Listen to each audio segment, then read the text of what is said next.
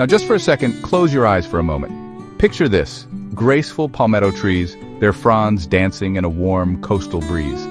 Imagine the historic streets of Charleston, dripping with a charm so thick you could almost bottle it, and the comforting, soulful embrace of a bowl of shrimp and grits. This, in our collective imagination, is South Carolina, the Palmetto State. It's a place geographically larger than Portugal, which is kind of mind-blowing. Yet it houses fewer people than the city of Chicago. It's a tapestry woven with sandy shores, the unique allure of the Lowcountry, and a history that's as rich as it is complex. With just about 5.28 million souls spread across its 32,020 square miles, South Carolina presents itself as this idyllic slice of Southern life. It's the kind of place that postcards are made of, right? You can almost hear the cicadas buzzing and taste the sweet tea. But, and this is a pretty significant, but like a sudden summer thunderstorm rolling in over a pristine beach, there's a starker reality brewing beneath the surface. The numbers, when you look at them, start to tell a different, more unsettling story. Because here's the truth that often gets lost in the glossy brochures. South Carolina is, in many ways, faltering. Between 2020 and 2024, the state saw a net loss of around 7,200 residents.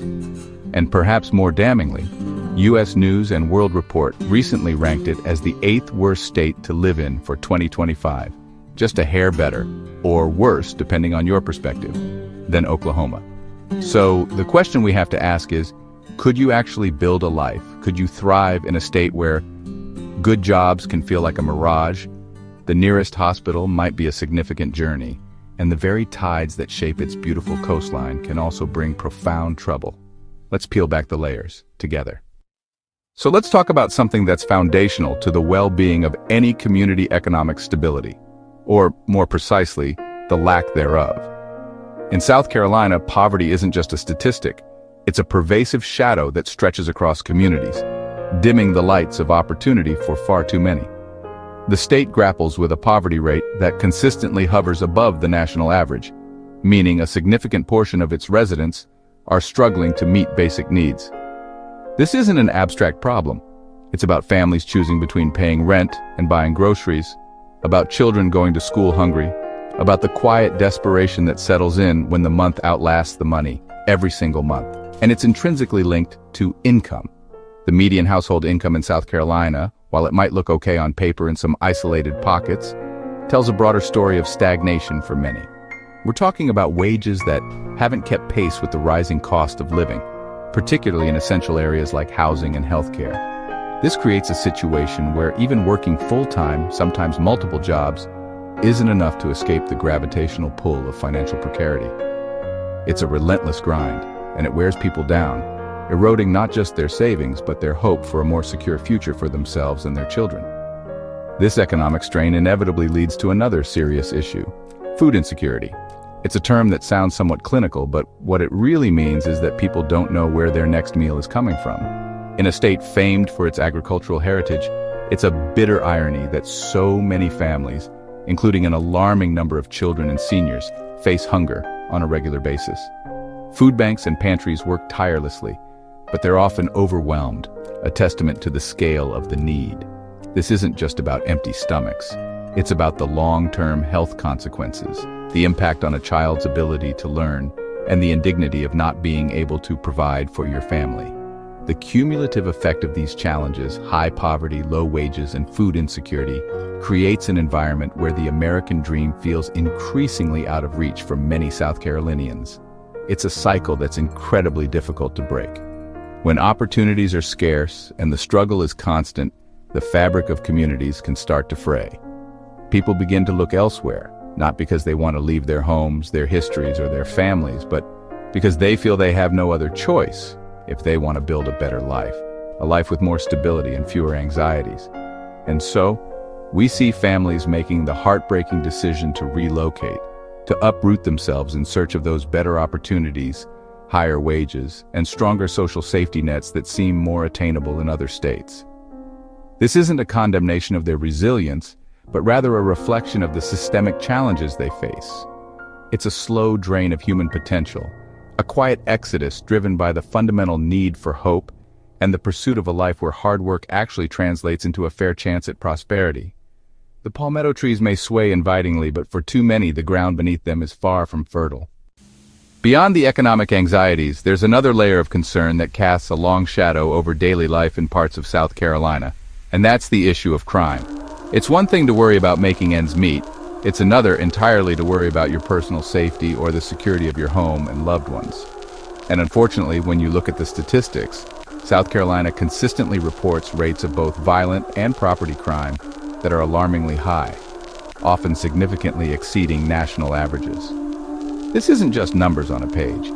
It's the unease that settles in when you hear sirens too often, the hesitation before walking alone at night. Let's break that down a bit. Violent crime. We're talking about things like assault, robbery, and tragically homicide. Creates an atmosphere of fear that can permeate entire communities. While it's true that crime isn't evenly distributed and some areas are far safer than others, the overall high rates mean that the perception of danger can be widespread. This has a real impact on quality of life, influencing where people choose to live, where they feel comfortable sending their children to play, and how freely they move about their own neighborhoods. It's a constant, low-level stressor for many. A significant driver behind some of this violence, particularly in certain urban and even rural areas, is drug-related activity. The trafficking and sale of illicit substances often bring with them a host of associated crimes, from turf wars between rival gangs to robberies committed by individuals desperate to fund their addiction. This creates a complex web of criminality that law enforcement agencies struggle to untangle, a problem compounded by issues we'll touch on later, like the drug crisis itself and resource limitations within police departments. The ripple effects are felt throughout communities, impacting not just those directly involved, but everyone who lives nearby. Compounding the problem is a very real challenge in policing officer shortages. Many departments across South Carolina are understaffed, facing difficulties in recruiting and retaining officers. This can lead to slower response times, reduced community policing efforts, and an overall sense that law enforcement is stretched too thin to effectively deter crime or thoroughly investigate every incident. When people feel that the system designed to protect them is overburdened, it further erodes confidence and can lead to a sense of communities being left to fend for themselves, which is a deeply unsettling feeling.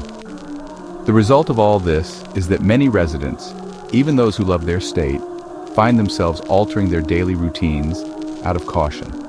They might avoid certain neighborhoods after dark, invest in more elaborate home security systems, or simply live with a persistent sense of vigilance. This isn't the kind of peace of mind that allows a community to truly flourish. It's a constant nagging worry that chips away at the sense of safety and security that everyone deserves to feel in their own home, on their own streets. And it's another significant factor making South Carolina a difficult place for some to truly call home without reservation. Now, if we're talking about the long-term health and vitality of a state, few things are more critical than the quality of its education system. It's the bedrock upon which future prosperity and innovation and civic engagement are built. And this, unfortunately, is an area where South Carolina faces some profound and deeply entrenched challenges. For many families, the state of public education is a major source of concern, and for good reason. The dream of providing your children with a launch pad to success can feel compromised when the schools themselves are struggling. One of the most visible indicators of trouble is the state's graduation rates. While there might be incremental improvements here and there, South Carolina has historically lagged behind many other states in the percentage of students who successfully complete high school. This isn't just about a diploma, it's about what that diploma represents. A gateway to higher education, better job prospects, and greater earning potential. When a significant number of students don't make it to that milestone, it has cascading negative consequences for individuals, communities, and the state's overall economic competitiveness. Then there are the standardized test scores. While I know, standardized tests are a fraught topic and not the sole measure of a student's ability or a school's quality, they do offer a snapshot. And in South Carolina, those snapshots frequently reveal performance levels that are, frankly, disheartening, particularly in core subjects like math and reading, and often with significant disparities along racial and socioeconomic lines. This points to systemic issues in curriculum, teaching resources, or support systems that are failing to adequately prepare students for the challenges of the 21st century. A major contributing factor to these outcomes is the chronic underfunding of many public schools, especially those in poorer, often rural districts. It's a tale as old as time in many places, but in South Carolina, the disparities can be particularly stark. Less funding often means larger class sizes, outdated textbooks and technology, fewer extracurricular programs, and buildings in desperate need of repair. It creates an environment where teachers are asked to do more with less, and students are denied the resources that their peers in wealthier districts might take for granted. This isn't just unfair, it perpetuates cycles of disadvantage. And that brings us to the teachers themselves. South Carolina, like many states, is grappling with a persistent teacher shortage, exacerbated by low pay relative to the demands of the job, challenging working conditions, and perhaps a feeling of being undervalued. When experienced teachers leave the profession or move to other states for better compensation and support, and when it's difficult to attract new talent, the quality of instruction inevitably suffers. This educational inequality, this sense that a child's future prospects are heavily determined by their zip code, is a heavy burden for the Palmetto State, and a powerful reason why families might look elsewhere for their children's sake. All right, let's pivot to another cornerstone of a thriving society: healthcare. It's something we all need, something we all hope is readily available and affordable when illness or injury strikes. But in South Carolina, accessing quality healthcare can be a significant hurdle for a large portion of the population, and this has profound implications for overall well-being and, quite literally, for how long people live. The beautiful landscapes of the state can, for some, mask a troubling reality of medical deserts and systemic deficiencies. One of the starkest indicators is life expectancy. South Carolina consistently ranks among the states with lower life expectancies. This isn't due to any single cause, but rather a confluence of factors, including higher rates of chronic diseases like diabetes, heart disease, and obesity, coupled with challenges in accessing preventative care and timely treatment. When people are sicker and live shorter lives, it's a clear signal that the healthcare system is not adequately meeting the needs of its residents. It's a fundamental measure of a society's health, and South Carolina's numbers are concerning. A significant piece of this puzzle is the prevalence of chronic illness. Conditions that, with proper management and early intervention, can be controlled, often go unaddressed or poorly managed due to barriers to care. This might be because people lack health insurance or their insurance is inadequate, leaving them facing prohibitive out-of-pocket costs. It could also be due to a shortage of primary care physicians and specialists, particularly in rural areas, meaning that even if you have insurance, getting an appointment can be a challenge. These chronic conditions then become a drain on individual health and the state's healthcare resources. The lack of adequate health insurance coverage is a persistent problem. Despite efforts to expand coverage, a significant percentage of South Carolinians remain uninsured or underinsured. This often means delaying or foregoing necessary medical care, turning treatable conditions into emergencies, and leading to worse health outcomes and higher costs in the long run. It's a precarious way to live, knowing that a single serious illness or accident could lead to financial ruin. This insecurity is a heavy weight for many families. And then, there's the geography of care itself. Doctor shortages are a real issue, especially outside of the major urban centers. Many rural counties have limited access to primary care physicians, let alone specialists or advanced medical facilities. This means residents in these areas often have to travel long distances for even routine appointments, a burden that can be particularly difficult for the elderly, those with chronic conditions, or those with limited transportation. The phrase "the nearest hospital is a trek" isn't an exaggeration for many. It's a daily reality that can have life or death consequences in an emergency. This healthcare landscape is another critical reason why some find South Carolina a challenging place to put down roots securely. We've touched on poverty, but let's zoom out and look at the broader economic engine of South Carolina. Or perhaps, in some respects, the engine that's sputtering a bit. A state's economy is like its circulatory system. It needs to be robust and dynamic to support the health of all its parts. But in South Carolina, the economic landscape is characterized by a certain unevenness, a pattern of growth that doesn't always translate into widespread prosperity, creating an environment where opportunity can feel frustratingly inconsistent. Consider the state's gross domestic product growth and job creation figures. While there are certainly bright spots, particularly in sectors like manufacturing and tourism around coastal areas, overall growth has often been slower than in many competitor states. Job growth, when it occurs, can be heavily concentrated in certain geographic areas or specific industries, leaving other regions and skill sets behind. This creates a patchwork economy where some thrive, while others struggle to find stable, well-paying employment that offers a genuine career path. A significant factor contributing to this unevenness is the state's historical and ongoing reliance on low-wage sectors. Industries like tourism and hospitality, while vital employers, often offer jobs with limited benefits, unpredictable hours, and pay scales that make it difficult to build long-term financial security. Even in manufacturing, while some high-tech jobs exist, many positions remain in lower-skilled, lower-paid roles. This reliance can make the economy vulnerable to downturns and doesn't always foster the kind of innovation and high-value job creation that drives sustainable growth. Overlaying this is the issue of educational attainment within the workforce. As we discussed, challenges in the K-12 system and access to higher education mean that South Carolina as a whole has a lower percentage of adults with college degrees compared to many other states. In an increasingly knowledge-based global economy, this can be a significant disadvantage. Businesses seeking highly skilled workers may look elsewhere, and individuals without advanced training or degrees may find their opportunities limited, further depressing wage growth and economic mobility for a large segment of the population. The consequence of this economic reality is, predictably, that many residents, particularly younger, educated individuals or those with specialized skills, find themselves looking beyond South Carolina's borders for more dynamic job markets. They seek environments where their talents are better rewarded, where there's a greater density of opportunities, and where the overall economic trajectory feels more promising. This brain drain, which we'll discuss more later, further compounds the state's economic challenges, creating a cycle where the very people who could help build a more vibrant economy are compelled to leave in search of one. Think about the invisible framework that holds our daily lives together. Roads, bridges, water systems, power grids, internet access. This is infrastructure, and when it's working well, we barely notice it. But when it's failing or even just creaking under the strain, it impacts everything.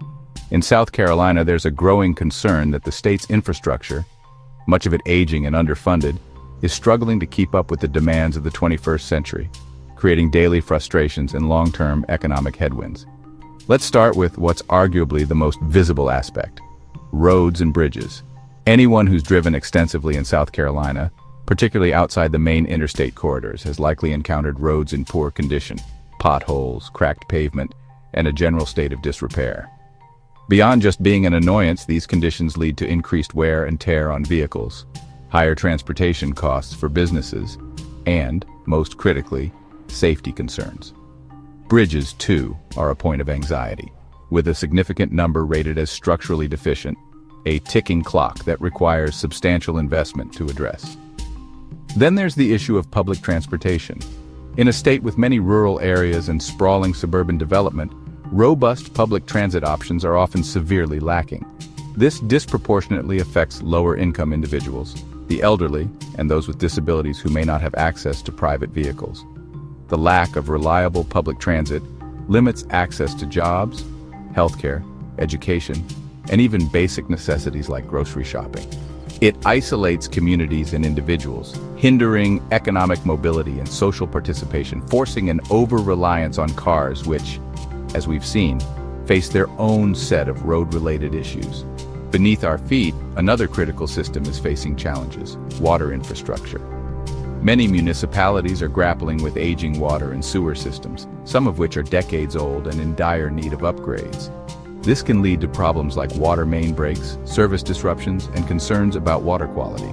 The cost of modernizing these systems is immense, and for many smaller, less affluent communities, finding the necessary funding is a monumental task. Yet, access to clean, reliable water is a fundamental human need and a prerequisite for public health and economic development. And in our increasingly connected world, two other infrastructure components are vital: reliable electricity and widespread internet access.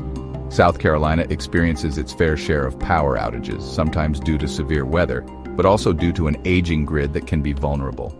Furthermore, while internet access is widespread in urban areas, many rural parts of the state still suffer from the limited broadband availability or slow, unreliable connections.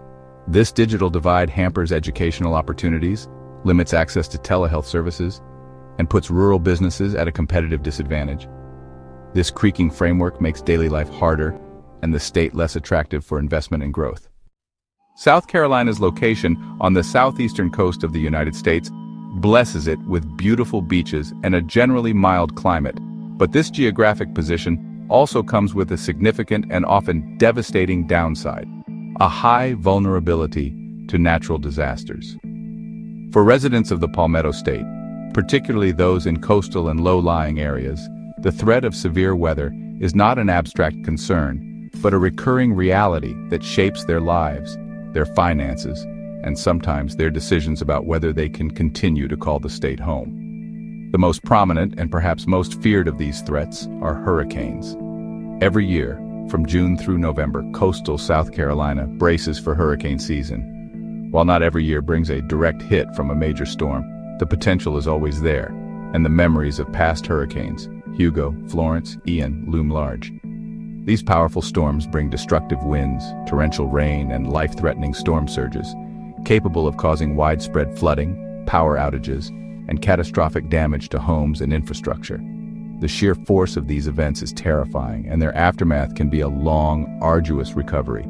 Beyond the immediate impact of hurricanes, inland and coastal flooding remains a persistent and growing problem. Heavy rainfall events, even those not associated with tropical systems, can overwhelm drainage systems and cause rivers to swell, inundating communities. The Lowcountry, with its flat terrain and intricate network of waterways, is particularly susceptible. This recurrent flooding damages property, disrupts lives, makes roads impassable, and can contaminate water supplies. It's a slow-motion disaster that often doesn't grab national headlines but erodes the stability of affected areas year after year.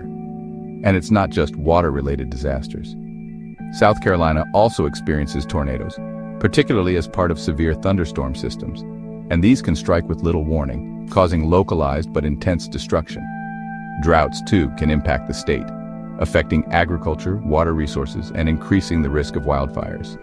This array of natural hazards means that residents must maintain a constant state of preparedness and resilience, which can be emotionally and financially draining. The increasing frequency and intensity of these weather events, likely exacerbated by climate change, have a significant financial consequence: rising insurance costs. Homeowners, particularly in high-risk areas, are facing skyrocketing premiums for flood and windstorm insurance, if they can get coverage at all. This can make homeownership unaffordable for many and adds another layer of financial stress.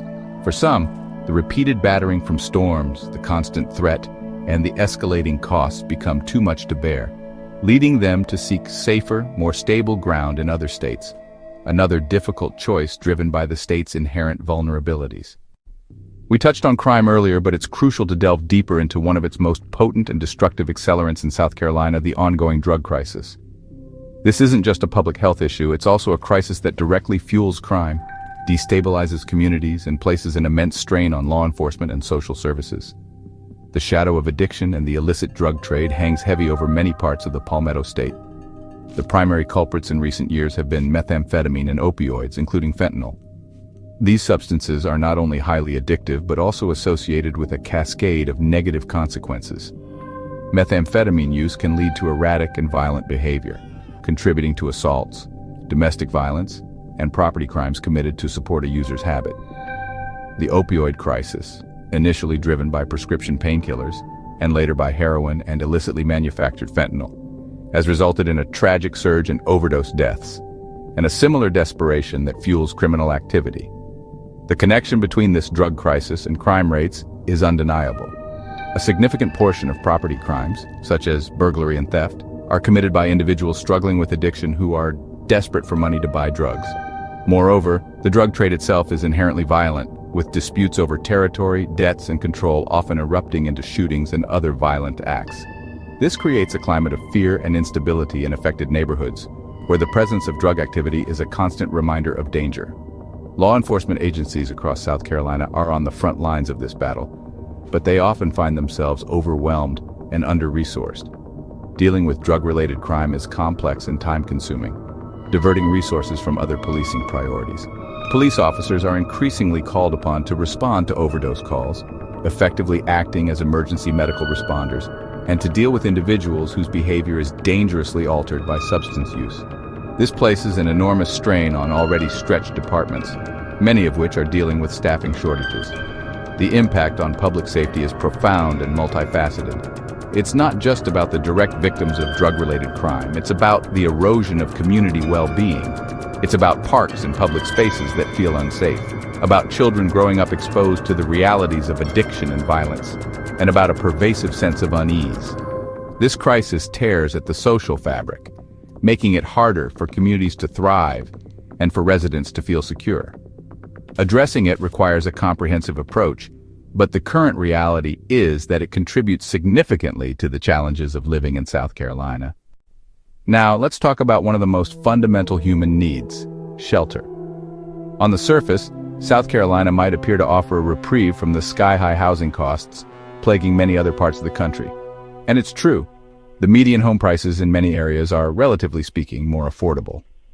But this affordability often comes with a complex set of trade-offs and hidden challenges that can make securing safe, stable, and truly desirable housing a tricky proposition, particularly for those with limited incomes.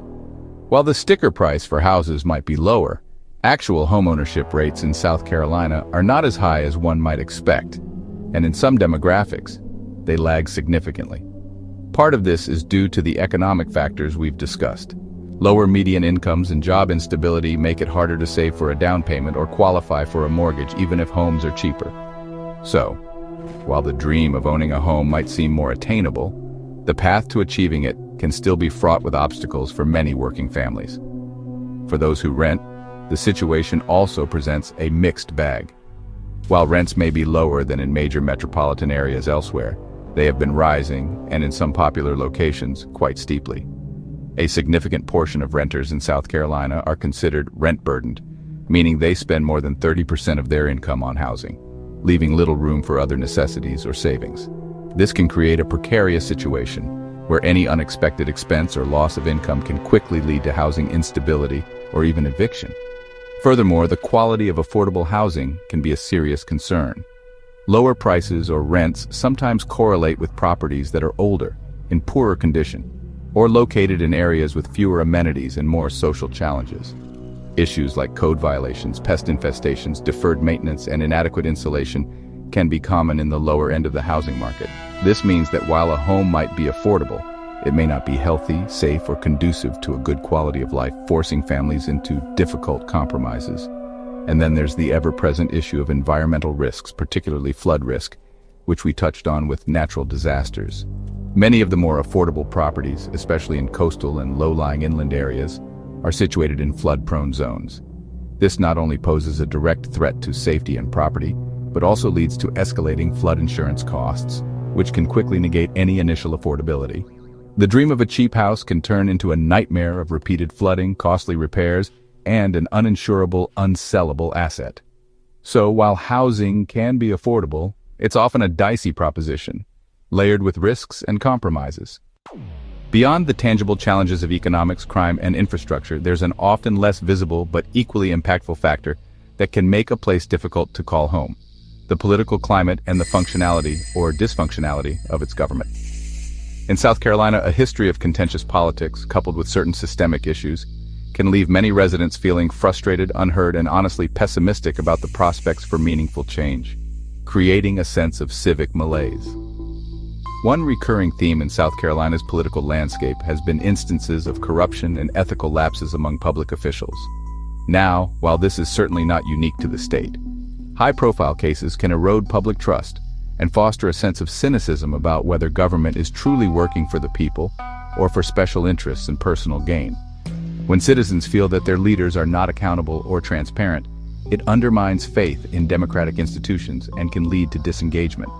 Budgetary challenges also frequently plague the state. Debates over taxation, spending priorities, and how to address long-term fiscal deficits can become highly polarized. This can result in underfunding for critical public services, like education, healthcare, and infrastructure, as we've already discussed, as political battles take precedence over pragmatic solutions. When the state government seems perennially unable to adequately fund essential services or make strategic investments for the future, it directly impacts the quality of life for all residents. Specific policy decisions, or lack thereof, can also be a major source of frustration for many. For example, South Carolina has some of the weakest gun laws in the nation, a fact that concerns many residents in light of the state's high rates of gun violence. Debates over issues like Medicaid expansion, environmental regulations, or criminal justice reform often highlight deep ideological divides that can stymie progress and leave significant portions of the population feeling that their concerns are not being adequately addressed by their elected representatives. This political environment can also contribute to low voter turnout and civic engagement. When people feel that their voice doesn't matter, that the system is rigged, or that politicians are unresponsive, they are less likely to participate in the political process.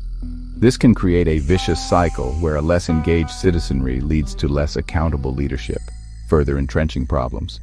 For those who desire a responsive, effective, and forward-looking government, the political dysfunction in South Carolina can be a significant deterrent, another layer making it hard to feel truly at home and invested in the state's future. Running like a deep and often painful current beneath many of the challenges we've discussed in South Carolina is the persistent issue of social inequality. This isn't just about economics, it's about systemic disparities that exist along racial, ethnic, and gender lines, creating a society that feels, for many, fundamentally imbalanced and unjust. These divisions can manifest in almost every aspect of life, from who has access to opportunity to whose voice is heard in the corridors of power. Racial disparities in particular have a long and troubled history in South Carolina, and their legacy continues to shape the present. Significant gaps persist between white residents and communities of color, especially African Americans, in areas like income, wealth accumulation, educational attainment, and health outcomes. These aren't accidental. They are the result of historical injustices and ongoing systemic barriers that limit opportunities and perpetuate cycles of disadvantage. This creates a two-tiered reality that can be deeply alienating for those on the losing end of the divide. Ethnic disparities also play a role, particularly for growing immigrant communities, who may face language barriers, discrimination, and limited access to culturally competent services. Navigating complex systems like healthcare, education, and the legal process can be incredibly challenging without adequate support, leaving these communities vulnerable and often marginalized. The promise of a welcoming new home can be soured by the daily friction of inequality. Gender inequality, too, remains a significant issue. Women in South Carolina often face wage gaps compared to their male counterparts for similar work. They may encounter glass ceilings that limit their advancement into leadership positions in business and politics. Access to reproductive health care and support for working mothers can also be contentious and limited, placing additional burdens on women and hindering their full participation in the economic and social life of the state. These disparities not only affect women directly, but also impact families and the overall economic potential of South Carolina. These intersecting inequalities in income, in representation in leadership, in educational opportunities, and even in something as fundamental as voting access, where concerns about restrictive laws and practices persist, create a fractured social landscape. It can foster resentment, limit social cohesion, and prevent the state from harnessing the full potential of all its residents. For those who value equity and believe in a society where everyone has a fair chance to succeed regardless of their background, these deep-seated social inequalities can make South Carolina a profoundly uncomfortable and ethically challenging place to live. Finally, let's consider a consequence that is both a symptom and a cause of many of South Carolina's struggles, the phenomenon known as brain drain. This refers to the outflow of talented, educated, and often young individuals from the state in search of better opportunities elsewhere. It's a slow bleed of human capital that can have profound and lasting negative impacts on South Carolina's economic vitality, innovation, and its overall future prospects. We've touched on some of the reasons why this happens: limited job prospects in certain high-skill fields, lower average wages compared to other regions, and perhaps dissatisfaction with the social or political climate. Young people, armed with college degrees or specialized training, often look around and see more dynamic economies, more vibrant cultural scenes, or more progressive social environments in other states. The allure of higher salaries, more challenging work, and a perceived better quality of life can be a powerful magnet pulling them away. The direct consequence of this outflow is an aging population. As younger people leave, the proportion of older residents naturally increases. While an experienced older population has much to offer, a demographic imbalance where there are fewer young workers to support an aging populace can strain social services, healthcare systems, and the tax base. It also means fewer young entrepreneurs starting businesses, fewer young families contributing to community life, and a general loss of the dynamism that youth often brings. This brain drain is also intrinsically linked to the state's lower overall educational attainment levels. When those who do achieve higher education are more likely to leave, it becomes harder to build a critical mass of skilled workers needed to attract high-wage industries and foster innovation. Businesses that require a highly educated workforce may be hesitant to locate or expand in a state where they perceive a shallow talent pool. This creates a self-perpetuating cycle. Lack of opportunity drives talent away, and the absence of talent deters the creation of new opportunities. Ultimately, a persistent brain drain dulls the future. It shrinks the tax base needed to fund public services and investments. It reduces the pool of potential leaders, innovators, and community builders. It can lead to a sense of stagnation and a feeling that the state is not keeping pace with a rapidly changing world. While South Carolina has many dedicated and talented people who choose to stay and work for a better future, the steady departure of others is a significant headwind, making the path to progress steeper and the dream of a thriving Palmetto State harder to realize for everyone. So there you have it, South Carolina. It's undeniably charming, isn't it? Steeped in a history that's both captivating and complicated, alive with a unique cultural vibrancy. You can almost taste the Lowcountry boil and feel the warmth of Southern hospitality. But as we've explored, it's also a state that is, in many critical ways, broken. It can be fierce in the challenges it presents, and for some, utterly unforgiving in the daily struggles it demands.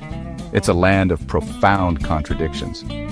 It's not that people don't want to live here to build their lives under the shade of those palmetto trees.